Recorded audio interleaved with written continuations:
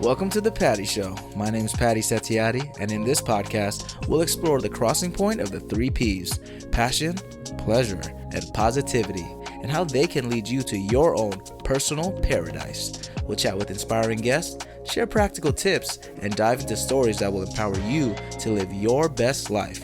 Let's get the Patty Party started. The Patty Show, everybody. Woohoo! Yes, wow. Great energy from my lovely studio audience today. A lot of culture today. Mixed culture. Yeah, Yes, very mixed. Mixed indeed. Yes, it's a teaser for my lovely guest today, which we'll get to you very shortly. We're on episode 69. Flexibility is freedom. Wow. Flying by all the Patty Show episodes. Happy New Year, everybody. Woo! Yes, this is coming out in New Year's. Hope you guys are having a blessed and safe time, whatever your goals are, hope you guys reach them, arigato, all that good stuff. Welcome back to the Patty Show. I'm your host, Patty Setiatti, and I have the honor to show passionate people that I have the pleasure of knowing and that share a lot of positivity to this world. So I'm super excited for my guest over here. To my right, I have an intro coming for her. I keep teasing, but I want to shout out again my previous guest. The Patty Show is nothing without his amazing guest. So my previous guest, Alex Jeffrey, a fellow stag as well. My boy, he's basically Mexican at this point. He's from Rhode Island. So his amazing wife, shout out Danny too, taking care of him. We had a lot of shout outs for her, even though she wasn't on the episode. Yeah, I know. Shout out to the powerful women in everyone's lives. But Alex is an assistant vice president in the real estate banking finance sphere, so he's killing it. This guy has always gave me a couch to stay in New York. I usually stay at his place whenever push comes to shove, and I appreciate you. Appreciate the Jeffrey family. And if you guys got to check out that episode, it's a fun one, a lot of laughs. We talk about Jackie Chan a little bit. It's an inside joke. If you know, you know. Shout out Mr. Jeffrey. We love you, man. And also Fairfield alumni. So that's a great episode. And speaking of a Fairfield alumni, today, it's finally time, because it's been a while, guys. It's been a while.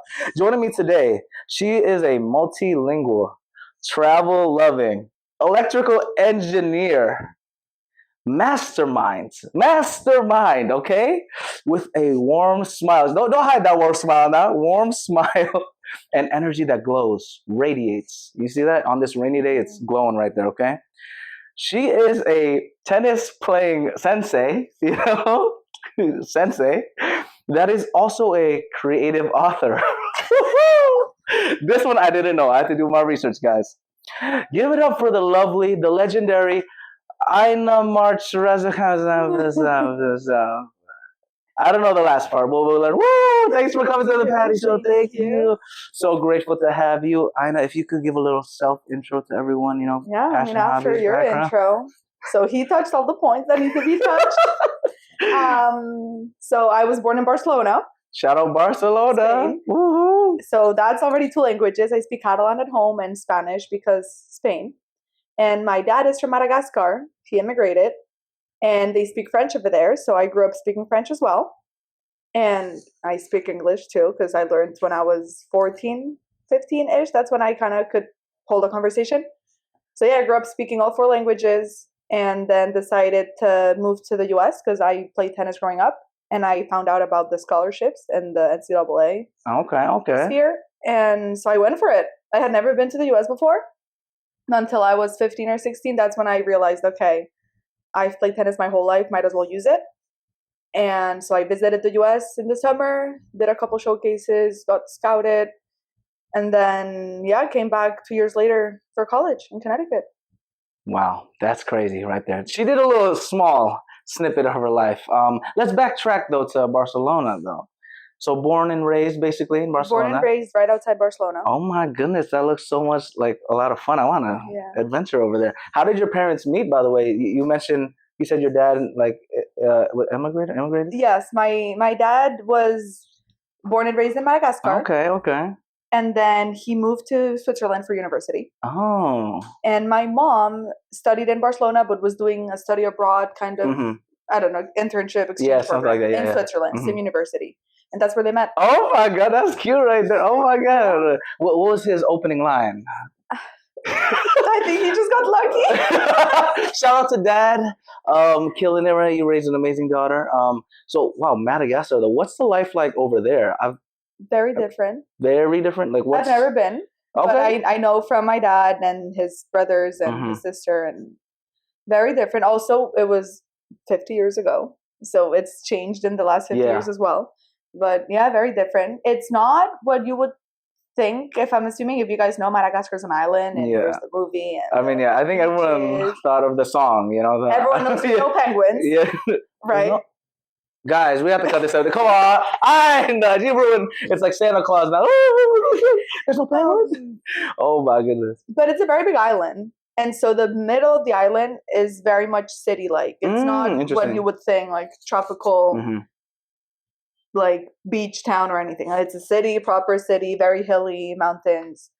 And that's where my dad grew up, in the capital, Antananarivo. Whoa. Tana for the locals. Oh, that's in Indonesian. Tana means land. Oh my God. No way. We were talking off camera about the language. Oh my goodness. No, it's going to come up. So yes, he grew up in a big city. And he went to French school at some point. So that's how because Madagascar used to be a colony. Oh, shout out to the French. They're everywhere. They're everywhere. So I'm half colonized, half colonizer. So I'm neutral. You're Switzerland now. And then they met in Switzerland. They met in Switzerland. They knew it was going to happen. They knew it was going to. That's actually crazy. Yeah, so he grew up speaking both. Malagasy is the language over there, and French. Okay. And also English. And all those. Just school.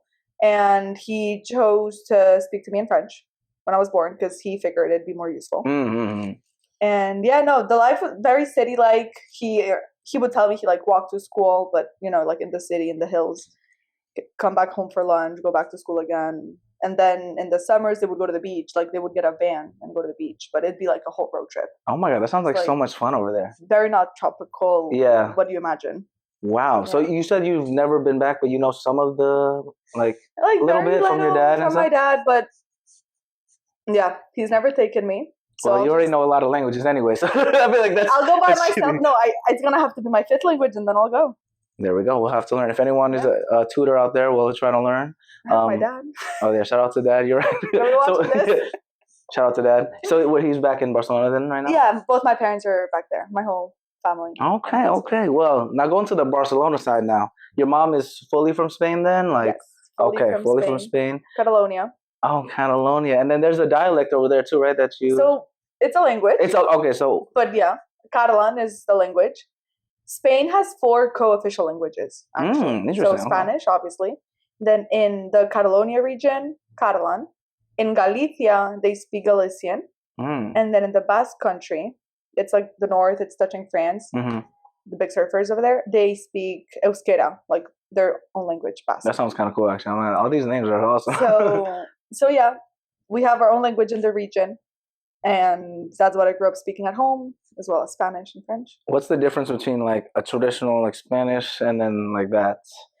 Honestly, it's like Portuguese and Spanish and Italian and French. It's just one more of the Romance languages. Yeah, it is a little closer to Spanish just because like location and the sounds and stuff. But it's a whole language with their like its own grammatical rules and all of that. That's interesting. Yeah. Wow, I feel like I have to learn all the languages now. I wish I knew all the languages, but it's so hard out there. How do you like still maintain all the languages that you speak, like the French, the Spanish, everything? How do you do you just practice it, or what's the Catalan? I feel like it's my mother tongue. It's the one I I spoke since I was a kid with all my family, like my mom's side and everyone. So that one I'm never gonna forget. Really, is the one I'm most comfortable in. Yeah. Spanish, I get to use it a lot in New York and the US in general with all the Latino friends. So that helps too. French is the one that I'm sometimes kind of like, I really need to make French friends. So I get to keep practicing. I call my dad, try to speak with him a little bit too. Okay. But the thing is, when I call my parents, if they're together, we speak Catalan because that's what he speaks. Yeah, that makes sense. Because my dad also, he lives there, so he learned it. But if I'm only speaking to my dad, I speak French. And then English. Everyday use. Multilingual. Are you trying to learn a new language? Because I did see you had a lot of travels that you were doing. Yeah. Korean, maybe? Korean? 안녕하세요. 안녕하세요. 감사합니다. I think Korean would be really fun, but I would probably first choose Mandarin. Usefulness of it. Man, this is my time to get back into it because I'm so bad at Mandarin. No, it's so hard. It's so hard, but also like because I learned it when I moved to Indonesia, and they were teaching it to Indonesian kids, and I wasn't fluent in Indonesian yet. So imagine me. It's like me trying to connect the bridge by myself, and I'm like, they're like, this is what it means. I'm like, okay, but what does that mean? You know? I'm like, oh, but what does that mean? Like, it's like what? So I always had kind of that disconnect. I took like a year in Fairfield, but a year is like nothing. No, especially for a language like that. Oh yeah, It's... and nobody else on campus speaks it. You know, like our campus very vanilla, we could call it. So no one speaks Mandarin. You know, the population isn't like that. But backtracking a little bit, how do we know each other though? What's the origin story? First day we met. What's the first impression? First impression. I'm scared now. We met. So he's a couple years older, 3 years. Yeah, something like that. We met when I was a freshman. He was an RA in my friend's building, not even my building, but it was my fellow Spanish friend. Shout out, Andrea. We love and miss you, girl. We miss you. And I don't remember fully the encounter. I just remember being with her, probably a lost freshman. I feel like you remember more because we're laughing. And then, I don't know, she's very social. Andrea's very social. Oh, yes, I was with her. Mm-hmm. So you knew her. And then I guess we met you and Lucario. Yeah, and everybody, the whole gang. And Priscilla was there too. Yeah. So I don't really remember much more. I was just, he's on RA. He's very nice. I'll be friends with him. He's going to guide me through this freshman year because I'm so fucking lost right now. Yeah. I remember like bits and pieces because, yeah, Andrea, we love you, girl. She's a social butterfly. Social, not even a butterfly. A social, what's bigger than a butterfly? She can talk to a brick wall, just like me. Like a peacock. Yeah, it's a peacock, you know, in the best way possible. We'll have you on the show eventually. But it was just like the vibe was just so good. And this is my flower section of the Patty Show. Ready? From that moment on and after, I feel like every time, even though sometimes we wouldn't see each other for like months or whatever, it's like I saw you yesterday. Like it's a genuine connection, and like, yeah, I'm so grateful that we connected. And then like last time I seen you was years. We can't even remember. I can't even remember because I moved to LA like 2 years ago. We can't even remember. It's definitely before that, probably. Yeah. Damn, but like when we saw each other outside, it just felt like I saw you. Yeah, like last week in the dining hall. Shout out to the Stags. You know, Stags up. The Tully. Yeah, the Tully. Oh man, the good old days. The good old days. But yeah, no, it was a fun time. I'm so grateful. I'm glad you're on the Patty Show over here. And yeah, I'm so grateful. Backtracking to your life in Spain, right? So you were playing tennis, you said, right? That's yes. Athlete over here. When did you start playing tennis? Was it like early? The first time I picked up a racket, I was 4 or 5. Okay. Why did you pick tennis, or why did your parents help you decide that? I started playing tennis because in the summer, my parents signed me up for a multi-sport summer, like literally just a day camp. So they could go to work and me be busy. It was right next to my dad's office, 10-minute drive. So it was just this big sports club. They had horses on one side. It's going to sound so... In Spain, it's not as bad as here, guys. It's not like country club life. It's not... That sounds like country club. Disclaimer. And she went to Fairfield University. It all adds up. On paper, yes. On paper, yes. But yeah, it was a nice club right next to my dad's office. They had horses, like a barn on one side and a tennis club on the other side. And I just did a little bit of everything there. Like we also played basketball and we swam. Like it was just a day camp for kids. And one of the sports we did was tennis. And then my dad was always kind of like, you know, into tennis. He thought it was a good sport to play, and he signed me up. I liked it, and I stuck with it. Wow. So you kind of lucked out that you enjoyed tennis instead of like trying all of them and then be like, Dad, I don't like any of them. I want to be a writer. So at least I enjoyed the first one he tried because, I mean, I could have played anything else, but that's just what came, But you also did like horseback riding too? Yes, I did see that. That's so cute. That one too. That one is, what do they call that? What's the sport? Horse riding? There's a bunch of different disciplines. I think in this country, the most similar, I mean, I did eventing, which encompasses 3 of them, which is the dressage. It's like the triathlon of horse riding. Okay. That's how I see it. I hadn't even heard. What's the first one? You said dressage. Dressage. How do you spell it with a G? DRESSAGE. Dressage. Okay. Yes, and then next one. Then there's a cross country. So that's just like racing. That's not exactly racing. There's obstacles that you have to jump over, and like Oh, okay, okay. in a Yeah, field, like yeah, yeah. mountain field vibes and Mm-hmm. water and Oh my God, that's kind of trees cool. and That's all kind of that. cool, actually. Yeah. Woo.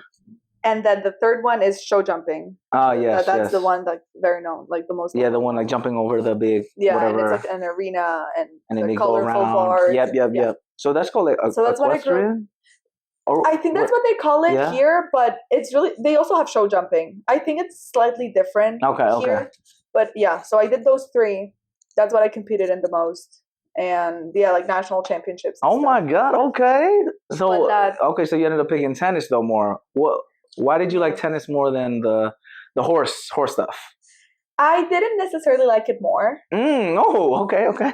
So I really like both. Horses will always be my passion though. Like that's the one thing. I'm exposing myself as a horse girl. It's okay. She's a horse girl. It's already online. Horse girly, country club, all the red flags, throw them all. You know? I feel like all girls can relate, kind of thing. Like everyone who rides horses, like it, you only do it because it's really a passion. Mm-hmm. You know, it's not like any other, you're with living animals. It's not really just any sport, but it's very time consuming and very expensive. And I didn't have time or money. So did you have like a little horse buddy that you were? How does that work? So you grow with the horse? So I mean, some people. I'm curious. I'm like, don't they? It's very different. Depends on how like the barn you're at and how much money you're willing to spend. And like horses eat a lot. Very different capacity. I never owned my own horse. I did have for like the last few years. I had, I don't know, it's like leasing kind of thing. Interesting. Okay. Yeah, I feel like that's the closest. I think that's what you would call it. So I leased the horse for a couple of years. We trained her up. We got her when she was 6. When I say we, like she ended up at the stable I used to ride at the barn from like leased from another club, like another instructor. And then so I took it up, like I leased her and we trained her up with my coach at the time. And that's the one I competed with the most, like nationals and stuff. She was 6 when we got her, which is when they become adults. Like up until they're 6, they're not adults yet. And they're then, like still ponies, right? No, that's no. She was a pony, but that's different. It's a whole world. I'm learning so much here, but ponies don't necessarily mean they're younger. Ponies are just shorter horses. It's like a breed or something. It's breed or I was gonna say in Indonesian. What's it in English? It's literally like some people are shorter and some people are taller. Oh, okay. So ponies are just shorter. Okay. It's like horses. Not like dogs. Like a terrier and a Doberman. Yeah. Okay. So that's what it is. Interesting. Okay. Like it's just, a Chihuahua's not younger. Yeah, but it's still a dog. Yeah. Oh, same concept. And she was a bigger pony because there's different sizes. Obviously, they go. And yeah, I competed with her up until I was 15. Oh my God, that's so cool. She was 8. She was 8. Oh, shout out to our little big pony. That's so fun. Have you been getting back into it recently? I always try to. Yeah? Okay. I don't know what you've seen lately. I don't know. Have you seen the Morocco files? Those are cool. They're on my Instagram. Yeah. So that's the last time I was on a horse. But was that just for fun or for just fun? Yeah, okay. A year ago, I went to Morocco. We booked a trip with my friend, and we rode along the southern coast of Morocco and a little bit of the dunes. Sounds amazing. Yeah, we camped and everything. It was a dream. You're a camping girl, though? Yeah. You like camping? Oh. I grew up in the mountains. I know, but I hate camping. I grew up in the mountains. I grew up camping. Okay, mountain girl. Okay, I see. In the summer. How do you survive camping, though? Because I'm being real with you. My uncle, he's like a pastor in a remote village in Indonesia. Oh. Like in the jungles, in the mountains, yeah. And I was there for like a week, and I got so sick. Like not like kind of sick. Like everything. Like I'm telling you, like my baby sister, 10 years younger than me, was like taking care of me. I don't know, I had like a flu mixed with like a headache mixed with like, I was just so sore. It's a new country. It's very different though. You were in a different country and like, I camped in Spain where I grew up. Very different. But I thought I was used to it because like, I've lived in Indonesia a couple years in like my grandpa's village and stuff, but he lives near like the water. And like his mountain is like, so you can see the water. This is like, that's beautiful. Yes, it's pretty cute. Manado, it's near the Philippines actually. You should go. It's really fun time. Let me know. We'll get a group trip going. Yeah, of course. Come on, now everyone's welcome. But so it's different than like it's like a mountain, but not really. You still see the water. Okay. My uncle is like in the jungle mountain, and I can't personally. So any tips on people that want to become mountain people? I had it all set up for me. I was a kid going with my family. All I had to do was have my I needed to help with the tents. Obviously, they would tell me what to do. Oh, I suck at the tents though too. I had my bag, my sleeping bag, and the mat that you put on the floor. Oh, maybe it's a mat, right? Yeah, just it looks like a yoga mat. Yes. Yeah, I grew up camping. Oh wow, it was fun. Yeah, that's interesting. Yeah, camping. I don't know. It kind of reminds me of like the backpacking kind of vibe. Yeah, it's a little different because I can do backpacking more, to be honest. With this backpack the though, hustle. yeah, the hustle, that's the best. I use that backpack in Southeast Asia and Northern Europe. It's a fun time. Good. Shout out Sweden, Estonia, all those countries. Thailand's fun too. Shout out. Speaking of travel though, you did go Korea, right? Let's talk about Korea first. That experience. How long were you there for? I was there for 3 weeks. 3 weeks? Sorry, you had more questions. No, that's crazy. 3 weeks. And what's the most unique experience you've had when you were in Korea for 3 weeks? What is the most unique thing? The caveat is that I was there for work. Oh, interesting. So the most unique thing was being in the Samsung campus. Like Samsung? Samsung. Oh my goodness. Samsung sponsored the patio show. Stop playing. Oh my goodness. What's like a utopia? What is it? It's just huge, humongous buildings. I mean, I work for ASML. It's a company. You can look it up. We build machines, like lithography machines. They print like parts of the microchips that Samsung uses, and like Nvidia also uses. But whatever. Like there's people in between us because they don't have a pop. I was at the Samsung campus because ASML provides the machine to Samsung. Like Samsung buys our machine, and we had just shipped one of the new machines over there, and I was just helping with the install. Wow, look at you. Shout out to work and travel. We love when it mixes in together. I was there for so long. I was like, damn, what she moved in there. I don't have that much PTO. I was like, damn, she started a new life in Korea. I'm like, she gonna forget about. I mean, because you're always hopping around. I also saw you went to Hong Kong too. That was so. I went to Taiwan for work as well. Okay.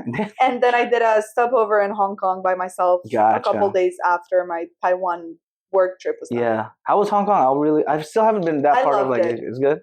I loved Hong Kong. Huge city. I was only there for 3 days. Okay. Oh, but I feel like that's a good amount of time. It was good enough to see what I wanted to see. Yeah. But it was really cool. I wish I was there longer to actually experience it, because I try to see different areas of the city in like 3 days, so I didn't really experience any of them. I just saw them. I think that's the biggest thing with like travel too. When you're in a time crunch, sometimes it's good, but then like you said, you just spread yourself so much. It's like you're there for like 2 seconds, and you're like, yeah, I experienced it technically, but did I? Really. Sometimes you need like a day or two to actually like absorb everything. Yeah. But have you been to Singapore before? No, I'm surprised you haven't been. So Singapore is very small. You could honestly do it in 2 days because it's small enough and compact that like you can get. Funny enough, I was supposed to go there instead of Hong Kong. Really? Because one of my friends is from Singapore, and she happened to be there right at the time, like for the holidays, because I was there in January. But then she didn't. The timing just was off. Yeah, so I just went to Hong Kong by myself. Look at you, solo travel. Yeah. So you've been traveling a lot since like growing up, right? The solo travel kind of thing, or solo kind of new? The solo travel, I mean, I haven't really solo traveled that much. I went to Hong Kong by myself. That's it. The rest has been for work or with friends. Growing up, I didn't travel that much. Growing up, I mean, with my parents, we would go to France a lot, but we would drive Spain, France. Oh yeah, I forget how close it is. Yeah. So I didn't travel that much growing up, and then I started traveling with friends, like by myself without parent supervision. The summers, maybe I think 16 probably is the first time I got on a flight and went to visit whatever. I had a high school boyfriend who lived in Italy. He was Italian. We met in Barcelona. He used to live in Barcelona, and then his family moved. Oh. So I think that might be the first time I got on a flight by myself to go to Italy to see him. Shout out to love, that's why I went to Puerto Rico multiple times, So did I. Yes, So did I. This is what love does, shout out to love. We love love. You catch flights and feelings. Yes. Maybe a little too many feelings. But in hindsight, it's all blessings. I feel like just travel in general for people, I think it's very important to be in a different physical environment, and you learn so much all the time. I still have to go to South America. That's a continent I really want to go to. Okay, we're planning the trip after this. No, wait, you haven't been to South? I've never been to South What? America. No, we really got to plan it then. I haven't gone below Mexico. Mexico's not even central. It's literally North America. I know, yeah. Mexico's fun though. I'm not gonna lie. Yeah. Tijuana kind of fun. It's No, I've never been there. Oh, when you come to LA, which you have to come to LA now. Take you to Tijuana? Of course, it's unique. Okay. Tijuana, San Diego is really fun. West Coast, it's the best coast. Yeah. Weather-wise, okay, fine. Weather-wise, yeah. But everyone's in the East Coast. This is the thing. All our friends. I know. New York or nowhere. Or Stanford. Stanford, Connecticut. Reverse commute. So, yeah. You were talking about how you traveled a lot. 16, you also wrote a book, right? Yes. You're doing me so dirty. I know, just a little bit. Because I didn't know you wrote a book. It was a class. It was for high school. But I'm a real you can find it online and you can pay for it. So you're an author. I don't even make money from it. Wow. Don't buy it, guys. I don't even make money from it. So who makes some money out of it? I don't know. Amazon? It was a free publisher. Oh. So someone probably you don't know. It was a high school project, guys. Creative writing elective. But 100-something pages? I wrote a lot every week. That was the only thing we did in that class. Every week for class, we had to write and continue writing the story, and the teacher would help us shape it up a little and correct stuff. Yeah. What was the name of the book? No. I think I have the name somewhere. Well, it was a sports story. Some sports story. I was still learning English, which is why they signed me up for. Okay, let me give you the backstory. Okay, please. I grew up going to French school. Okay. Mm-hmm. Just a French middle and high school. Mm-hmm. And then in the middle of high school, when I decided I wanted to go study in the US with tennis, I transferred schools. Okay. And I transferred to an American high school because the schedule was easy with the tennis academy. Mm-hmm. They were all kind of coincide. Yeah. Mm-hmm. So that's why I moved to that school. And they thought it'd be a fantastic idea for me to sign up for creative writing so that I could improve my writing. Oh, damn. So they did me so dirty. Yeah, they're like, you need help. They're your English is not as good as it should be. Here you go. Let's make you write a book. That's the story. Okay. So the reason. So that book is just me learning how to write in English. I didn't have good English before. Probably not after either. Yeah, I don't know. You have great English. I understand you completely. Thank you. Maybe the book had the what is it called, delayed results. A couple years after. That's why I wrote a book. Well, fun fact, guys. Just take a creative writing class and you'll get a random book and get published. I thought you were just a passionate writer out of nowhere, but I guess sometimes you get forced to do things and it's out in the internet. So. Yeah, it's out there, guys. There we go. Well, shout out to that funniness. But you did mention the tennis kind of academy or school you were doing. Yeah. Yes. What is it called? The Club Sanchez? Yeah, Sanchez Casal. Okay. Academia Sanchez Casal. I think the name's changed now a little, so I think it's just called Emilio Sanchez now. Whatever, you can find. It's all online, guys. No secrets. Mm-hmm. And they happen to have a school adjacent with it. And that's what I ended up doing. I went to that high school and played tennis. It was all a scattered schedule. Ah, okay. There's a couple in Florida. One of them is very known where Sharapova went. I forget the name. But they have a lot of connections all around. It's just a very common thing to do with sports like tennis, like individual sports where it's harder to train. They literally do tennis class sport all day. I was there from 8 to 6 or 7 every day. Oh my goodness. And having the and gaps. I had I started with tennis and then I went to class and then we had conditioning, fitness, gym, lifting, whatever. And then I had class again. You were an absolute unit then, just a robot. We were robots. Wow, that's insane. How did you survive all that craziness? It was fine. It was not too bad. You're a robot within a bubble. So it's okay. I guess the benefit is they make the decisions for you so you can kind of just follow. You just have to show up 7:45 for warm-up.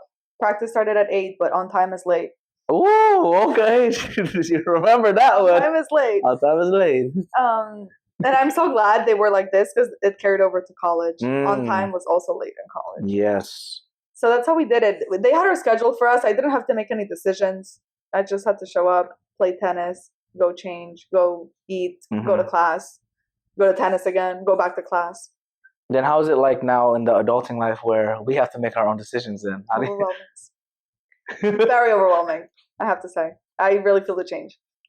How do you have any strategies that you've adapted to, like, because you're still killing it, girl. Like, you're doing your thing. Do you have any strategies like maybe that you've used from them that you do now, or like maybe new strategies like, I don't know, getting a planner, getting a.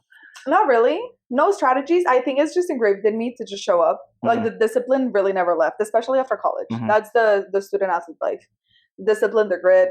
Tennis also, you're used to being alone, so it's kind of like I'm used to just having to do things alone. So no really strategy, just the grit that I built up for all those years. Just like it's just kind of already part of your identity. It's hard to not do it. Like the days that you aren't disciplined, it's like But that just takes like a lot of time, to be honest, because like for other people, it's like maybe it's the opposite. They had like a more free flowing time in college, and then when college is done, like, you'll see I have to show up to work every day and do all those you have hours. to do this. So that's the easy part for me. Yeah, the discipline's a big thing, because it's like if you're not disciplined, especially outside of college or outside of school or whatever it is, outside of structure, oh my God, the downfall it's crazy. Like COVID time was a crazy time for a long time. For me personally too, I'm like, damn, this stuff. It was like a pause for everything, and then it was like, oh yeah, just chill, and then you go back to it. Oh my God, yeah. But I was still in college for COVID. Oh yes, shout out to that, man. That was a little fun time. Speaking of college, you were what degree did you get exactly for your first degree? Of course. First degree, electrical engineering. Electrical engineering. Why did you pick that major, Miss Student Athlete? I was good at the subjects that entailed engineering in general, math, physics, not the health science. That's the thing. I was not good at bio growing up, like in high school. I was always good at physics and math, like calc, algebra. And I was like, okay, engineering sounds like a major that makes sense. It'll pay the bills. And then I was like, I also need stability, especially as an international student. You want to make sure you can get a stable job after it, so you can stay, and like your visa and all that. It's just easier to get a job that's going to pay the bills. And why electrical? My advisor said it had more math, which was like, if you like math, you might as well do that. You get a math minor with it automatically. And then, I took a couple of mechanical electives, didn't like them. Not saying I like the electrical ones better. But it was just a bigger challenge. Like, that's it. Wow. Very unique. Kind of better, as in there's less of us. So it's a little easier you can kind of stand out a little bit easier too. Wow, that's crazy. So you balance one of the hardest majors with being a D1 athlete and an international student. How would you give any advice to any of the people out there that are trying to do what you're doing or that you did? As cliche as it sounds, you just do it. When you're in it, you don't have much of a choice. And as busy as you are, it is easier. It's like the same thing I was telling at the high school. Your day is scheduled for you. You don't have to make as many decisions. You just have to show up. Decision fatigue is out of there, As you know what they say, like, if you want something done, give it to the busiest person. That's how we got it done. Like all athletes, we're just busy all the time, and we don't have that much time to do things. So we learn to be very productive in the small amount of time that we have. Like, I just learned to sit down, lock in, do my homework in like the 1 hour I had in between practice and class, and then I would go try to eat something and then go to class, or the other way around. But the thing is, that's also crazy. This is another flowers to her. She would still go out and have a fun time. Let's say that she always brought the energy wherever it was. So I don't know how you had enough time in the day. I didn't. That's the thing. The typical Gantt chart that you see, where it's like social life, school, study, sleep. Sleep went out the window. Oh man! Don't do it. It's not healthy. Yes. Sleep went out the window. What's the worst nights that you had of sleep? No sleep at all? No sleep at all during finals. Oh man. I always procrastinated my papers, so had to finish them overnight. Damn. You should have just showed them your book that you did. You're 115 pages of amazing creative writing. I was smart enough to have a draft or like an outline or something at some point. I was capable of not procrastinating the outline, but the actual writing, Red Bull in the library. Man, shout out to Red Bull in the library. I was never alone. I have to say, there was always someone else there. So. Oh my God! Do you do any all-nighters now, or? No. No, okay. See, sleep No, is very that's important, it. y'all. We're- But I mean, honestly, that's just real talk too, because like the balance part, especially if you really want to achieve something greater than like the average person, is you have to make sacrifice. Like I feel like I'm on that right now with LA. It's just like you have to, sacrifice. Yeah, you have to, you got to sacrifice your sleep somehow. Like I'm up at 4 a.m, and then I do this, the 9 to 5, then the podcast, the acting, and everything. But it's because I love it. Got to do it for the family, do it for myself, and that's why we're here in New York City. Yeah. You know, with the legendary Aina herself. And I can't pronounce that last name, but I want to eventually one day. You How do will. you You say? speak Indonesian. I feel like you have enough background. I gotta try it one time. How do you? It's Raza Raza Kamanansoa. Kamanansoa. So close. So close. It actually does sound a little Indonesian. No, actually, I'm telling you, it is like that might be that root alphabet, language. Yeah, because it's the same the Latin letters that we use, but there's not as many letters as English and Spanish. really. What letters in are the out? alphabet? I don't know which letters are out, but and then the reason why I know this, there was this professor at Fairfield who saw my last name somewhere at some point. Yeah. And she emailed me and she goes, "Are you from Madagascar?" And I'm like, she was in the language department, like nothing to do with what I studied. I don't know how she found my name. And I'm like, this is insane. Yeah, Anita, do you know her? Anita. Oh yeah. Anita. She knows everything. She did the Peace Corps in Madagascar. My God. So the woman knew, she was fluent in Malagasy. And I started meeting up with her, like just to catch up every once in a while, because she loved talking about it, like my dad and the language. Oh my God. And that's how I know so much about the language, because she had to learn it. So she would tell, because my dad grew up speaking it, so it's very different for him to talk about the language. Yeah. But for her, because she had to learn it from scratch, she was able to give me like real solid background on it. Oh my God, that's so fascinating. Wow, yeah, no, because in Indonesian, alphabet is also similar to like Spanish. It's A, B, C, D, E, F, G, H, I, J, K, L, M, N. You know what I'm saying? Like all of the, and then we rolled our R's a lot too. Same in Malagasy. See, there we go. All the languages are kind of just, that's crazy. Tana means land, you said, or something? So the capital is called Antananarivo. So I wouldn't be surprised if Tana means something. We just use it for short because Antananarivo. Yeah. But yeah. Wow, that's crazy. Oh my goodness. Yeah. Have you done any of those like ancestry tests, like the blood ones? The 23andMe. What's the tea with that? They're not accurate? I forget what the results were.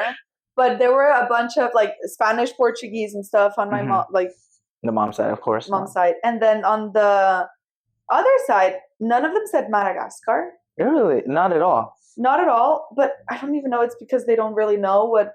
Yeah. I had a bunch of different African ones. I don't remember which ones. I think I had Sudan like there at some point. Oh, yeah. But all sorts of different ones. Like, but except for Madagascar. Madagascar wasn't there. There were just different regions of Africa that kind of made sense. More like on the eastern side, because Madagascar is on the east. Yeah. And I forget if I had any Asian at all or not, but we were talking about this. My brother, two of my brothers did the 23andMe. Did you do the same thing? Yeah. They have pretty identical, like it's a little off a little bit, but our majority, it's Filipino majority. Even though I have no family that I know. But it's because it's so close. Yeah, it's just geographically close. Yeah. But we're like 1% from Madagascar. I didn't even have the 1%. That's crazy.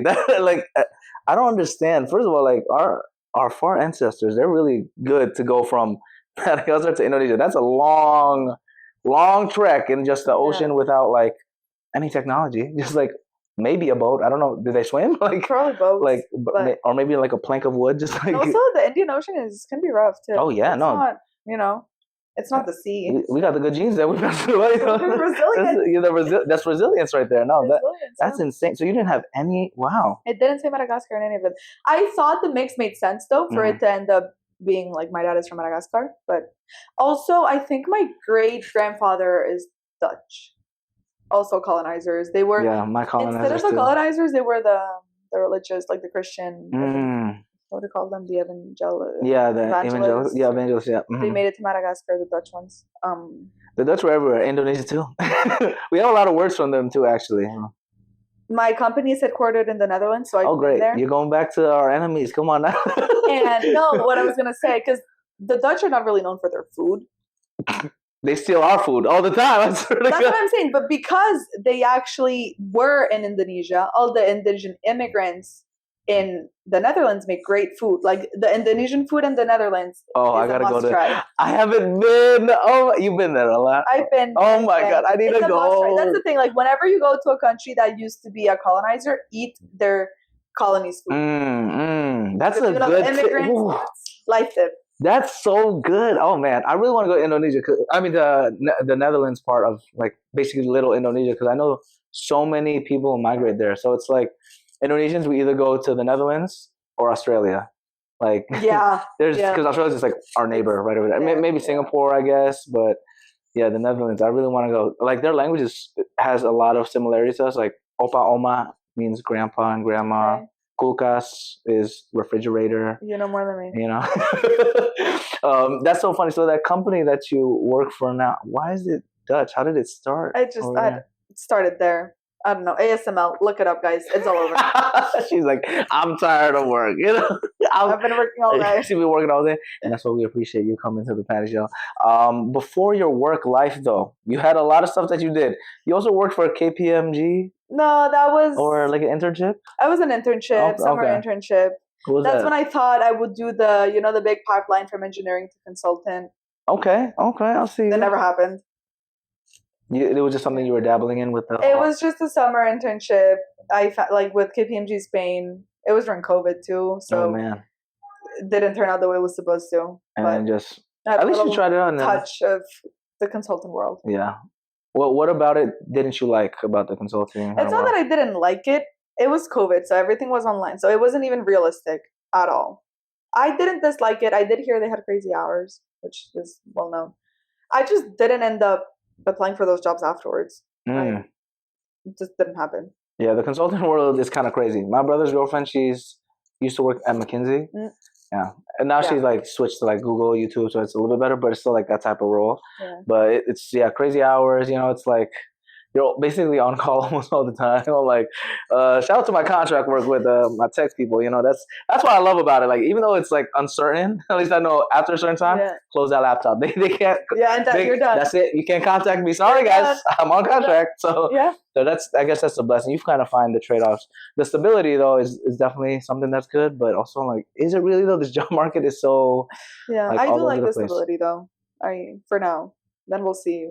If I want to venture. But interesting. So what's the day-to-day like for you? Is it just like you go to office, you reverse commute, right? I reverse commute now. I used to live in Connecticut, so I just drove. Pretty much just your good old 9 to 5. Lately, yes. Before, when I used to travel, I would still get my hands on the machine. But now that we've shipped most of the machines and I switched roles a little bit, not big change or anything, but kind of like I'm not hands-on anymore. Yeah.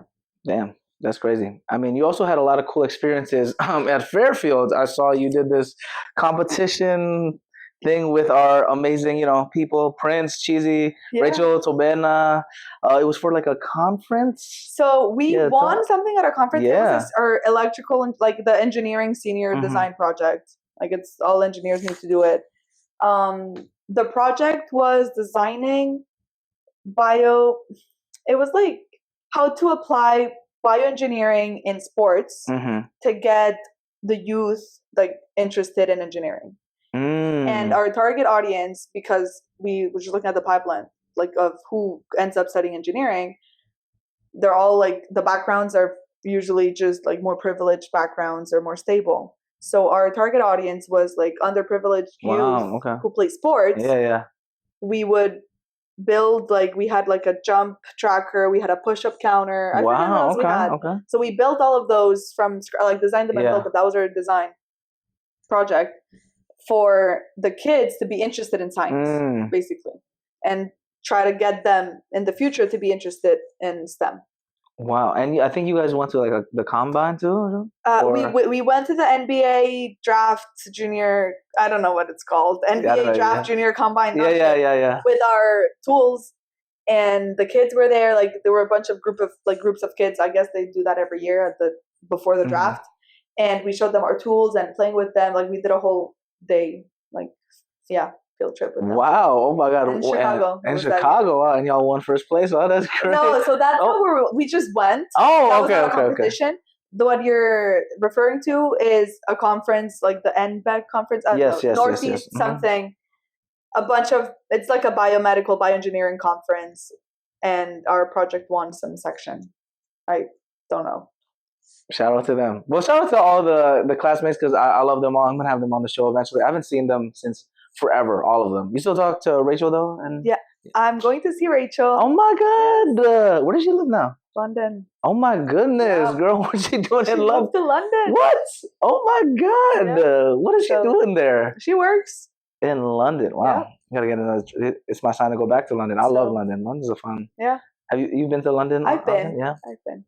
What's your times. favorite thing about London? I love the contrast between the old and the new. Oh yeah. I love that. And you walk around and you see. I mean, I'm gonna sound American, but like, even though I'm not, but like an old proper church, and then a big skyscraper like right next to it, and it's like you can walk everywhere and you see everything. Yeah, that's what strikes me the most. It's kind of fun. Yeah, I'm not gonna lie, I love it. And then like the tube, the tube with the little voices. It's so cute. I know. That's the one thing. The tube. I'm not claustrophobic or anything, so I'm fine. But rationally, scary. You go very deep underground, and like you could just keep going. The escalators, the stairs, they keep going down. If there's a fire, like what do you? Yeah, exactly. I don't know. There was like no signal. I'm like, this is like really all the way down underground. It's very deep underground, and getting out of there takes forever. So I'm sure they have regulations and safety, but rationally, it doesn't feel like just learn how to run. That's a good thing. The athleticism's still there. You know what I'm saying? Yeah, I try. Speaking of, but you been into running though. You told me off camera. Huh? Yeah, into running. I run now. Like guys. everybody today, you know. I don't even have Strava though. Oh, good. To be fair, I used to have it, and I freestyle my runs. Oh my God! Like I just run. Chaotic, right? I'm so chaotic. My runs are so chaotic. Oh my God! I can't even run if my Apple Watch is not doing it. I'm like, I'm stopping. Like, no. What? I run to move. That's the thing. I just run to. I mean, you always had that kind of energy, you know. Yeah. But damn, so you talking like no phone, no headphones, or? I'll play some music. Okay. Oh, I run without music. That's the thing. I run without music too, actually. It's kind of good sometimes. I don't mind it. Yeah. If there's like background noise and things going on around me, I don't mind it. In New York, there's always things going on. Oh, no, yeah. Like, that's the thing. Like, because I'm in K-Town in LA, so there's like, it's fun. That's where you gotta go. It's like K-Town. Like, 안녕하세요. All my neighbors are like retired. They're cute. Like, that's so cute. They're like, and then they try to speak Korean to me. Because they think. Yes, and I'm like, I'm sorry, I'm Indonesian. They're like, I'm like, do they even know what's up with them? I guess they know a little bit. I think some of them speak English, but there's at least one. You're not Japanese. I know that would have been. That would be rough, right? Especially if they're old. Like they. Oh yeah, I mean, too recent for them. Arigato, but arigato gozaimasu. I know, Japan is crazy. I mean, they even went to Indonesia too, so they're the Asian colonizers. So. But they try to make up with it with the anime, the sushi, their food. Yeah, it's great. Yes. So yeah, but what I was saying, running, yes, without headphones, I like it a lot just because I can like pace myself better and I can like hear if I'm like over breathing, because if I just blast headphones, especially on the street, you book it. Yeah, you just book it, and also people can't drive in LA to be honest. so I'm always so I always have to like. Always look around, so I'm like, all right, so same for me in New York, honestly. I don't really blast music. I'll have something in the background sometimes, but I like my surroundings. So, yeah. I used to like doing it. I remember like in the track is kind of nice because you can go like full on sprint. You just want to really like push it. Yeah. But also something about just like hearing like the body move, and you can kind of sense too and stuff like it's kind of nice. I've been getting back into soccer now though. Oh, fun. Yes, but I don't listen to my body because my knee always gets fucked up. Age. I know, no, for real. Because age. There was this one couple weeks I played like 3 times a week. Like I'm talking 60 minutes, like full. It's addicting because that's like athlete status. I'm trying. I play in a corporate league with my brother. Actually, that team is ass. I mean, it's amazing. It's amazing. I love them. Focus features. Because my brother works for NBC Universal. Okay. Like with the film. And he's in LA. Yeah, he's in LA too. Yeah, so he also does like How the old acting. Is he now? He's 2 years younger than me. So 25. Yes. He's the one that made the short film that wrote. Yes. So shout out to my boy. He was on the podcast too. But he started a corporate league thing because he's always loved soccer. Soccer was his sport. I only started playing because my like my meta people every Wednesday 3:30. There's a pitch right near us, so we just play. So I play with all the tech bros that are like married, have kids, like 35 and up. Oh, but I love that. Oh, it's so wholesome. But the thing is, they're good. Like, cause some of them were like D1, some of them played like semi-pro. Like some of them are like from like Peru or like like they've some international. Like there's like this one Korean guy that's just super good. So like their skill level like compensates from like the lack of, let's say, athleticism, because they're still pretty good. But that's the thing. I would always get my ass handed to me. So that's how I got better. Like if I keep losing, I'm like, eventually you have to pick it up. You got to pick it up. So I've just been playing that. And then my brother saw me playing more. I invited him to play with them. I mean, he also got his passion for soccer coming back again, running. He's more like the Neymar, the footwork, like that. He loves Messi. A striker up top. So I just like post. So I just wait. Up there. You're waiting. I wait. Patty the poacher is coming. That's. You're waiting for the pass. I'm waiting for the pass, and I put down. That's it. I scored 100 goals already. Yeah, don't play with me. Actually. Yeah, don't play with me, guys. Okay. Come on, I think it's arigato. But yeah, so we just we play with those people, and then he made this corporate league. It's called Tiki Taka, actually. It's I love that. Yeah.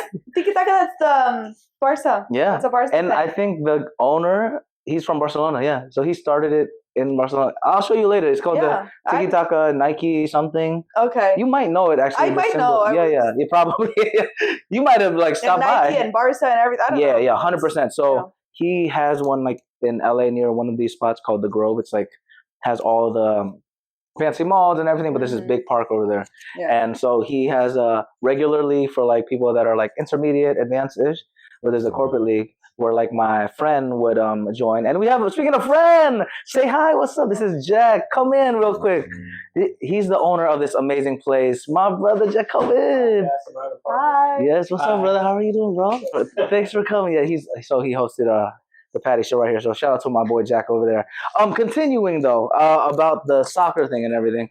So yeah, so he has this corporate version of it where it's I think KPMG actually is one of them. What level do you play though? It's so that they're actually pretty good. They're intermediate to advanced, these people. Right? Oh. But that's why I say I love my focused people, but we finished the season goal difference 56. We haven't won a game.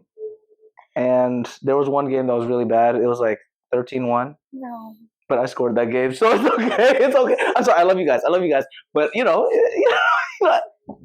that's all I'm gonna say. I don't want to linger too much because I have a couple of them on the podcast. I love you guys. Thanks for the support always. But yeah, adulting, my knee.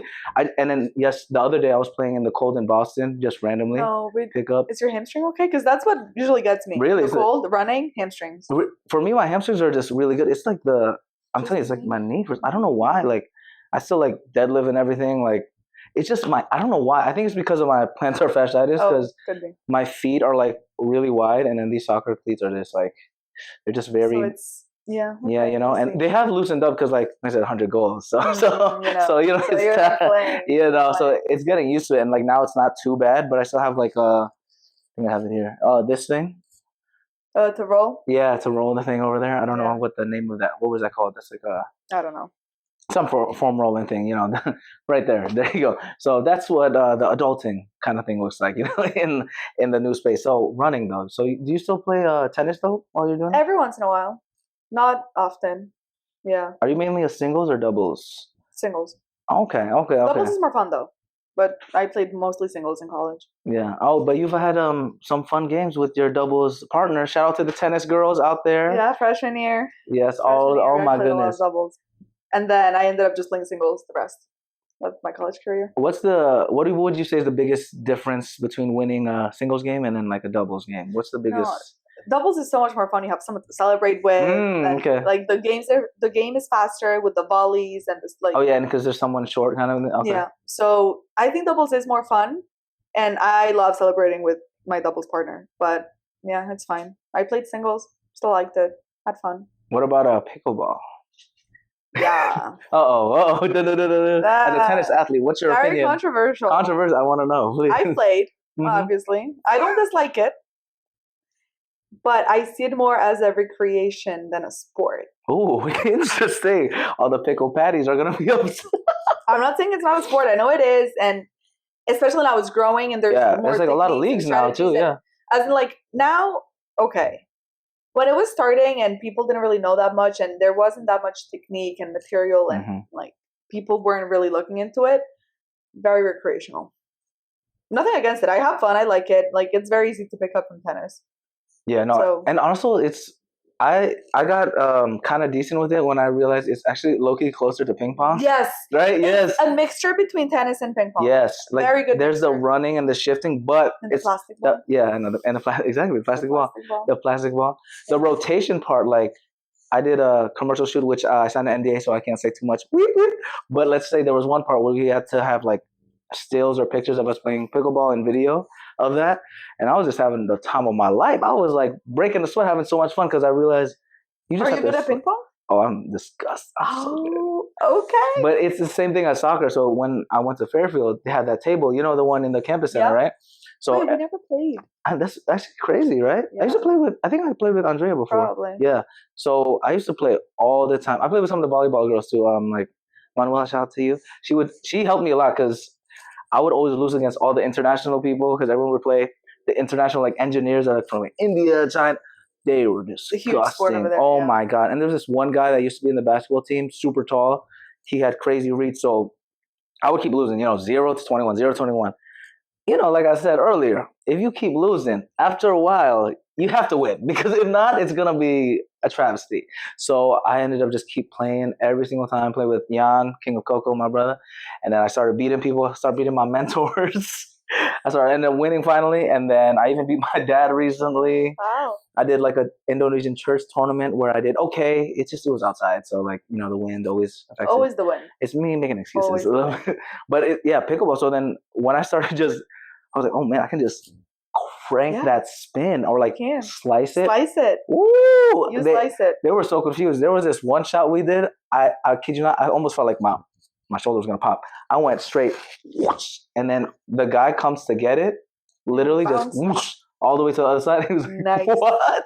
Nice. Hopefully that commercial comes out. Oh man, because that would have fire. I need to find the tape somehow. But pickleball, recreational, definitely. I want to get back into it. Are there a lot of? Have you? I haven't. I've played in Connecticut a little bit. That's as far as I've gone. Yeah, no more comment on pickleball. Sorry, I just don't have much. Don't worry. Well, I did get a paddle. Something funny. The first time I played ever, I ended up playing for like 4 hours at the club I was at because two of the guys there saw me playing. They're like, "Wait, like you come from tennis, definitely. Like we can see it in your strokes." And they're like, "Have you been playing pickleball a lot?" I'm like, "No, it's my first time." And they're like, "What do you mean? There's no way. Like you're so good." I'm like, "Guys, it's just tennis. Like any tennis player could pick it up the same way." But one of them also came from tennis. He was just older, so he hadn't played tennis in forever. Funny enough, I didn't have a paddle. It was my first day. Second time I went to play with them, he was trying to get rid of his paddle because he got a new one. Ah. And I got it for free from him because he was going to sell it anyways, but he was like, "Oh, you can just have it." And it's like a nice paddle. It's like the Selkirk brand. I think it was like carbon fiber and everything. Something. Yeah, some crazy material. So I have a very fancy paddle that I have not bought. And every time people see me show up, they think I'm such a hardo for pickleball. And I'm like, got this for free. I can hit the ball like a tennis player. No, yeah, my brother has because he works for NBC, so there's the Minions, Despicable Me. Yeah. So he has one that he got, and it's like a kid's paddle. So whenever we wait in line, it's just the Minion ones on the waiting. So they're like, "Who's next? Is this some kids?" And I'm like, It's us, sir. Sorry, but yeah, no. Pickleball it's a unique thing, but I think people take it a little too seriously. That's why That's what I'm saying. Like, bro, it is recreational. Exactly. And like ping pong's different though, because that one ping pong's harder. It's way harder. You know how fast that ball is? It's crazy, just like boom, boom, boom. Small like the small window. Yeah, the court is so small that the ball comes back to you so quick. I know, it's crazy. Like that's why I love it so much. It's so fast paced, but it's also fun playing against people that play far.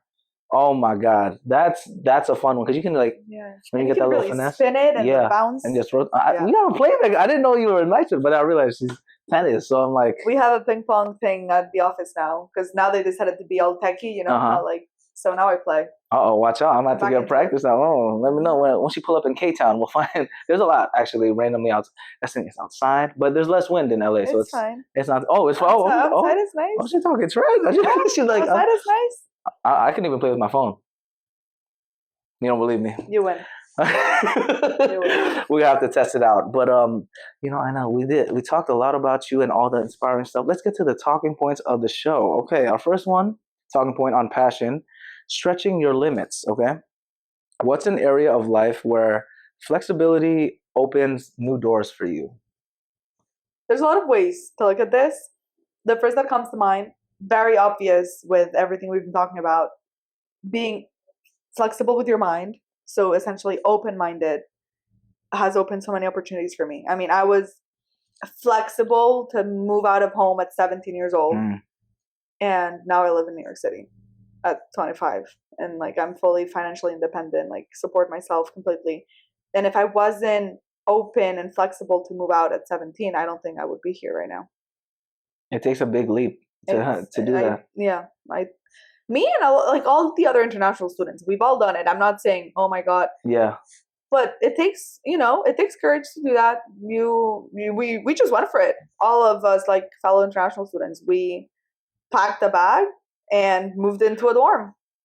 That's why I love y'all. You guys are the best. It was the ambition that you guys had at such a young age, because I met y'all like 18, 19. Y'all just were going for it, like taking all the opportunities, you know, the resources on campus. I think that's a big thing that, like, I tell like my sister, because she's going to college next year. I know she's the princess. I know only one too out of us 6, so only girl. Yeah, so she's the princess. Hey, you watching this? I know. Stay in school, you know. But yeah, because I used to take care of her like literally as a kid, because she was like 10 years younger than me, and then like my dad and mom would work like the opposite shift. So there was like times I would just like, you know, she was like my kid. Are you the oldest? Yeah. So, you know, I have that overprotective brother kind of thing. Oh, and it's the worst because my other brothers always mess around. They're like, oh, Haiti's talking to boys. And I'm like, why are you guys not protective of that? Like, what? It's all on you. I know, for real. You're the third parent. Like, that's literally. How it works. Firstborn, third parent. No, seriously. So I'm like trying to protect her in all costs. She also plays tennis too, actually. Oh, I love that. I know, shout out to that. Is she playing in college? She might actually. She plays in her high school, so she's nice. I've seen a couple of games. She okay. I love you. Okay, so she can get better. You know what I'm saying? So she can get better. Good. She might do it. I don't know where she's going. I need to talk to her again in Thanksgiving. You know, or I'll have the tennis sensei talk to her. Like, if you want to be a college athlete, see, look at that perfect connection right there. That's what it's all about. But yeah, like you mentioned with the international student like grit, it's also contagious seeing people like from all walks of life. You know, we had all the Nigerians, all this. Shout out to them. I miss them all of them. I hope they're doing all well, because I know Cheesy is like getting her doctors or something. She's getting her PhD. Yeah, that woman is getting her PhD. She is getting it, and she's young. Yeah, she was like half a year younger than me. Like she was. You're right. Like yeah, I was young for my grade. She was the youngest in our grade. Yeah, she was easy. I know, like she was fully like 6 months after everyone else. Like a year later. Yeah, they let her into school. Like, PhD. Yeah. Because I remember she turned 21 so late. I remember that. I was like, girl, you're not 21 yet? She's like, no. I was like, what? Yeah. Shout out to Cheesy doing her thing. I think in Atlanta, got to visit eventually. I haven't really been there. I need to explore more of the States, to be honest, just because Chicago, I also haven't been. I hear it's. I mean, I was there for a day for the NBA draft thing. That's it. Oh, that's I need to go back. What's your favorite state then? Besides New York. I was gonna say, because not the state, New York City. Probably California. Oh. I've been a couple times. Okay. Then you gotta visit. I like it. That's the sign. But where in Cali were you? So I've been to San Francisco twice. Okay. I still haven't been to SF. I might have to go actually. I've been to SF and San Jose. Okay, so like that region still. So Bay Area. Bay Area. And I've actually flown into LAX. Didn't really visit LA. I went to Venice Beach because we kind of had to. Yeah. And what was it for? To NCAAs. Oh, okay. Got you. We were playing against Pepperdine. Oh, okay. In Malibu. So I've been to Malibu. Pepperdine's a nice school. Yeah. It's so nice. Oh my God. And that's where they filmed. Is it Zoe 101? Yes. Zoe 101. Yeah, I love that show. that's actually. Yeah. Wait, they had it up. You were watching it over there. I was watching Zoe 101 growing up. Wait, what other shows were you watching over there? H2O. Oh my God, that one is a fire one too. H2O. So you watch all those? Wait, they had Nickelodeon. We had Nickelodeon and we had Disney Channel. Okay. So you watched. So both. iCarly, we had it. I wasn't big on it, but we had it. And then all the Disney Channel ones. Did you watch Disney Channel? Yeah, Phineas Disney Channel. What about Ned's Declassified? It rings a bell. It actually really rings a bell. It's the one with the journal. It's like a middle school. Maybe it does ring a bell, but also you have to think they would translate them into Spanish. Oh, you're right. Yeah. It'd probably be like Zoe 101. The name doesn't change. Yeah, it's just Zoe. How do you say 101? Zoe 101.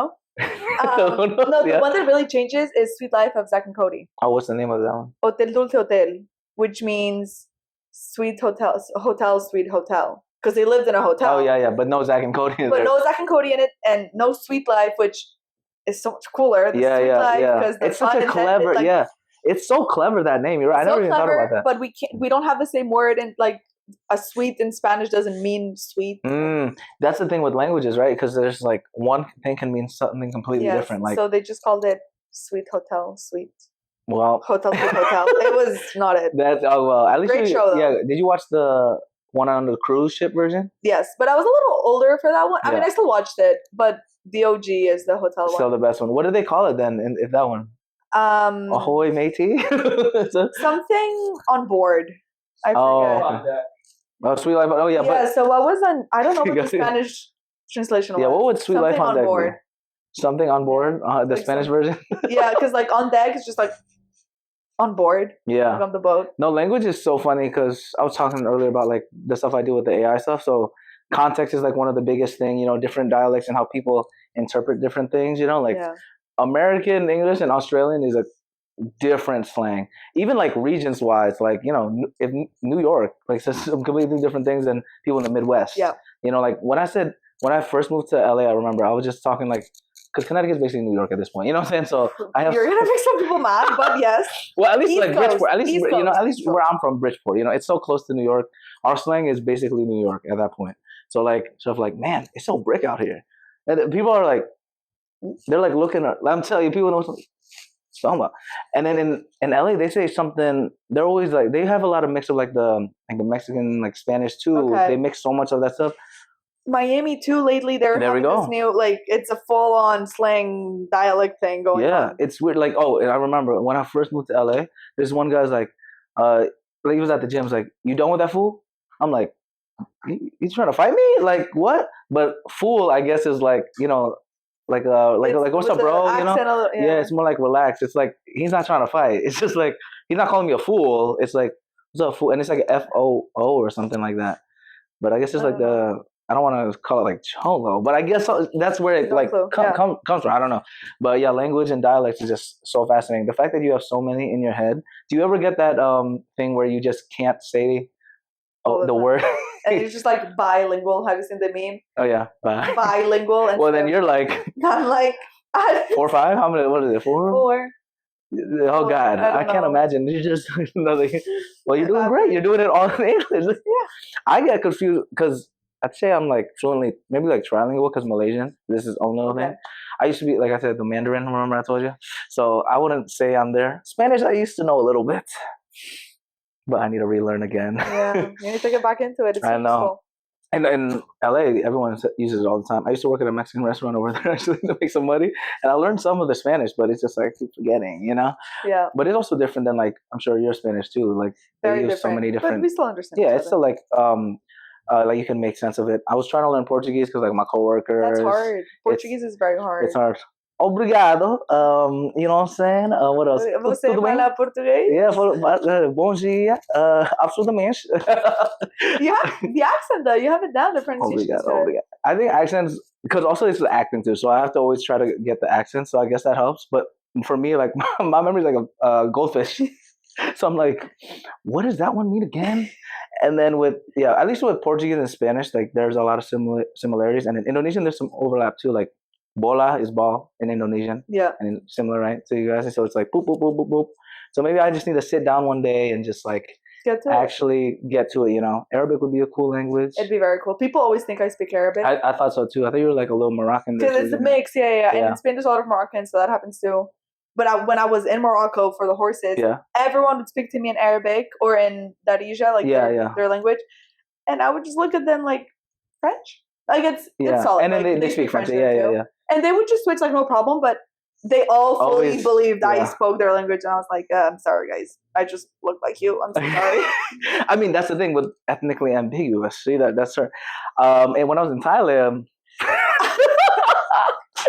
it was and because whenever I go to a new country, I like to learn the greetings and stuff. So that every time you have to say, like, if you want to say like hi or greetings, like Saudika or Saudika, depending, I forgot which one is for which gender, but I used to say it all the time in like the 7-Elevens and everything, like Saudika, and then they're like, and I'm like, nah, bro. But you faked it well enough that they thought. That's good, right? That's when impressive. I can blend in. Good sign. One day I'll learn. I just wish I knew all the languages, but I don't want to do all the work. that's everyone's dream. Easy. And Duolingo doesn't even help because I tried to learn French for a little bit, but it's so hard. Saw with AI now they have these like earphones that can translate live. Oh, yeah, the instant, yeah. Yeah, I mean it's hard to speak back, but you can at least instant translation. Yeah, no, that's insane. I think about that future technology, like how advanced can it get? Like, but also I think you can only do it if you're speaking like directly at them, right? Yeah, I think so. I'm not sure. I just saw it on Instagram. I know. I also saw it because Meta, they had it for their little summit thing. I was like, oh wow, this is fancy over here. Okay, but they don't give me a discount. Come on, guys, give me a discount. I wanna contract. I know you're right. It's the pros and cons. I guess I'm gonna have to be full time, but then I want to be able to do all the passions out there. Thanks for sharing that about the flexibility. On to the next talking point on pleasure. Okay, enjoying the stretch. How do you make stretching literally, or metaphorically, something that you enjoy? How do you prioritize that? I don't think you're going to enjoy it in the moment. It's very uncomfortable until you realize the benefits you've gotten from it. Like my original stretch. I hated the first few months at Fairfield. I had a really rough time adapting to college, new country, new culture. But once it clicked, I was like, I'm so glad I did this. But the first few months were tough. So because you didn't know anybody, right? I didn't know anyone. I got on a plane, packed my bags, moved into a dorm, slept next to a stranger. Yeah. We're best friends now. So thank you, Fairfield. But yeah, no, I think you need to realize you're not gonna enjoy it at first. Like stretching is physically, when you're stretching, sometimes it feels good and you're like, it hurts, but it feels good, but it still hurts. Mm-hmm. So it still takes some effort, It's a lot of effort, and you just have to accept that you're not going to enjoy it at the beginning. At least it's uncomfortable. Yeah, it's that discomfort, and sometimes like seeing the discomfort is how you grow. Yes. You literally can't get bigger if you're just staying the same. No, you can't. Whatever it is, the physical and the mental part of it too. Yeah. So it's like it's important to just change is uncomfortable. Absolutely, growth is uncomfortable. Yeah, she's spinning bars over here. You don't realize it until you've done it. Yeah, no, so many times, and you just kind of get okay, that's a podcast clip right there. Okay. What's this one? The Gen Z in me. I don't even know. It's a TikTok thing. I only know the 6, 7, 6. I don't even know what that means. No, me neither. I just do it all the time. Like with the shows, I could blend in with the millennials. Yeah. But then you see me do this, and you're like, zillennial. I'm a zillennial. Okay, we'll coin that term just for you. It exists. It's a thing. It's been coined. Zillennial. Yeah, I'm in a weird spot because, like I said, my sister's 10 years. I grew up with the Black Eyed Peas. Oh, there we go. Okay, that's fair. I'll give you that. But my sister's 10 years younger than me, and she always calls me a grandpa. I'm like, whenever I try to ask her about like a new trend, I'm like, ooh, she's over there. She's like, ugh. In Indonesian, we say like, nggak zaman lo. Like, you're not of this century. Century? Yeah, literally. Because zaman just means like age or like, century or something like. And I'm like, damn, that's even worse in Indonesian, actually. Because at least like if I'm old, I'm like, dinosaur. I know, that's what I'm like. Dinosaur. Yeah, love you, Haiti. We'll get you on the podcast eventually when you get your scholastic scholarship for tennis. Because school is expensive, my girl. It's expensive. Yeah, it is. So you picked Fairfield though because of the scholarship stuff, or like you didn't tour it before you went, or? We toured it. It was one of the ones we toured because we came to the East Coast and we did a little bit of Boston area, Connecticut, and Philly area, a little bit of Pennsylvania and New York. And we played a couple tournaments, showcases, and the Fairfield coach really liked me, and he recruited really early on. And the offer was good enough. It was really stressful. It's a really stressful process. And the offer was good enough. It was a good school, like good contacts. I knew it was stable. So that's how I ended up there. I got recruited for tennis. There we go. And then the life is history. And this is how she's in the patio podcast. Look at that. Because she was getting out of her comfort zone. That's a big deal. People don't realize, going on a plane and completely different environment, not knowing anyone, and then now you're conquering that stuff. And you even got your master's degree? Yes. Yes. Thank you, COVID. That's my one silver lining. You got what is it? Management of technology? Yeah, that's what they call it. What is that exactly? Is that like a product manager or something? It's kind of like a management / industrial engineering, because it was still within the School of Engineering. Mm-hmm. You needed to have a bachelor's in engineering to apply for it. It's a prereq, and it's just kind of the management side in the engineering world. I did it in a year and a half. Like I started it my senior year, finished it off the year after because I got a 5th year for COVID. Like I got a 5th year of the scholarship, and that's how I could afford it. Okay, interesting. And then, are you trying to go to the next level when it comes to like the management side, or what's the career trajectory looking like? Actually, I don't know yet. Okay. I don't know. I've been working for a couple years. I've had a very good job, like first job, all the traveling, great experiences. I'm not sure where I'm going. Yeah. Well, hopefully we can figure that out. We'll figure it out soon enough. Yeah, that's the thing, and that's your leap of faith. That's awesome. Because you never know. You're young. It's time to take risks. No kids. No kids. Right? Okay. No kids. No kids. That we know of. All that stuff. No drama. I don't know. What's different if I say? Exactly. That's what I would defend is me. Sure. I'm like I would. I know for sure there's no kids. Okay, just making sure. For me, it's a different story. I need to make a phone call. No, I'm kidding. We'll talk about that on the OnlyFans Patty Show podcast. Our final talking point on positivity. Okay, not positivity with pregnancy. Okay, no, we don't need that energy in our life. Recovering from setbacks. Okay, how do you stay positive when plans change? Because I'm sure when you moved to Fairfield in the U.S., there was so much that changed. There wasn't anything that was ever really perfect. Yeah, and I did not stay positive. I didn't like it. I just kept going. One thing is staying positive. The other thing is staying. As long as you keep moving, you're swimming. Oh, finding the over here. You're really just swimming. Kind of as long as you keep moving, you're not going to drown. And I did not like it. I don't do well with setbacks. I'm not a positive person. I just have I'm telling you, it's the tennis grit. You just keep going. It's that discipline is already instilled in the body. It's part of you. Because the thing is, I played tennis and I did all those things in my formative years.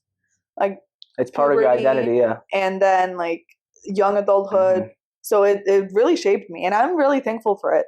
And I'm not necessarily positive. I'm not saying, at least I'm not negative to the point where I can't keep going. Yeah, and operate and stuff. So I guess you can call it positive. I'm not necessarily happy, if there's a setback, there's a setback. Yeah, I'm not going to smile through it, but I'll swim through it. Oh, wow. That grit. No, that's actually kind of fire. I like that because sometimes there's that positivity where it's too much, you're putting, what is it called? You're putting a blanket over an ugly piece of art or something, And when you're overly optimistic too, you have to be optimistic, otherwise the Delulu, all these things, you have to be the Delulu. Yeah, actually, yeah. You have to, otherwise you're not going to make it to wherever you want to make it. Especially if it's different. If you can, what do they say? If you can dream it, you can do it. Sure, that applies. But you're not going to be happy. Not all the time. It is what it is. And I think I love how you mentioned that the Lulu, because it's sometimes nice to be a little delusional, especially for stuff that seems ridiculous, doing all the stuff that you're doing, with the athletic stuff and then the engineering, and then still want to travel and still want to do this. You have to have a little bit of delusion, but it's a good fuel kind of thing, because if you're also the complete opposite, where you're just oh, I'll just play it safe, and it goes back to the whole stretching, then there's no comfortability, and it's you kind of have to find the fine line and experiment and just try it out. And it's one thing where people can tell you, sometimes you just got to do it. Sometimes you do have to not listen to what your parents say. sorry, mom and dad. And sometimes you have to learn the hard way. Yeah, you learn the hard way. But that's the thing too. I think it's not the best way to look at it, but sometimes complaining helps. As long as you keep going, if complaining is gonna let you at least eject the negativity out of you, for you to keep moving, then complain. It's not the end of the world. It's one way to let it out, yeah. Be careful who you complain to and what you're actually putting out there. Be mindful, and you don't want to really like complain too much to the point where you believe everything you're saying. But sometimes it's good to let some of it out. Yeah. And therapy, right? Yeah. It's like a form of therapy right there, yeah. And then you can keep moving. I like how you mentioned be careful who you give it to. You know, that information, because it could also be not a good thing, you know, if it's like maybe affecting the relationships, whether it's friend or significant other or even like family and stuff. So be mindful of that. And man, she's a Jesuit at this point. Look at her. Be mindful. 5 years. You know, 5 years of cura personalis. All the Jesuit values, you know. My final question to wrap things up is, what's your go-to reset after a real like rough day? You know, those where those setbacks feel crazy and you're like, man, I'm not feeling myself. A couch. Like, as stupid as it sounds, couch time. And I think it's because when I first got here and like living in a dorm and stuff, you don't really have a couch. Wow, I never thought about that. Yeah. No, you really don't. And I didn't think about it either until I went home for Christmas that first year. I became one with the couch the first week I was there. I was jet lagged. I was jet lagged. I missed all the food, my family, being home. The couch was my favorite place to be in the house. Not even my bedroom. The couch in the living room. Wow. And ever since I've realized a couch is like a comfort. It means you have a couch and you have your own space. As in, when you live with roommates in a dorm and stuff, you have your bed, but you don't the couch is not really yours. It's like it's always shared. Having my own couch has been the biggest blessing ever. Like couch time. Shout out to the Zillennials out there. You know, that's such an adulting thing. My couch. So you just watch like movies or just sometimes just laying there? Laying there. Sometimes, some movies, TV, disconnect. Netflix, yeah. But just that idea. Wow. I never even thought of having your own couch. Because even now I have a roommate, but I'm really good friends with her. And like the couch is ours, but it's still my couch. You know what I mean? And you're not in just like one room. Like or like when you live with roommates that you don't really know and you kind of just end up living with them. Yeah. The living room doesn't feel like yours. It's still the shared space. So the couch is not the same. It doesn't hit the same. Wow. You know, but like a good couch nap on your own couch. Yo, couch naps hit different. I can't lie to y'all. I love to take my power naps. They're different. They're different. Especially when you like, you know, your face is on and then you have like the imprint. You know like, that was a good one. Yeah, and then you're just like drooling. You're like, oh yeah, that was you're right. Shout out to the couches out there. Where did you buy your couch? Where do you recommend people getting a couch? Facebook Marketplace. Facebook Marketplace. Is it like what is it? Pretty big? No, it's like very similar size to this one. Okay, good compact. Well, shout out to the couches out there. Come on. Oh yeah, you're right. Every square foot matters. Yes. Shout out to New York. Where can we find you, and what's the next adventures like for you? Any fun travel coming up and projects that you want to share? I just moved to New York a few months ago, so that was a whole thing on its own. Yeah. And I mean, I'm visiting a friend in London, going home for Christmas, back to Barcelona. And this is releasing in January. I'll be in Barcelona when this releases. Hey, Happy New Year to everybody. Yeah. And what's your Instagram again? I deactivated on and off, and I changed my name a lot. I don't know. You follow Patty, you know my name is Aina, you will find me. There we go. That's all we need. That's all you need to know. That's all the information. You say follow Patty, you'll find. Well, Aina, we're so grateful for you for coming to the Patty Show. We're so grateful.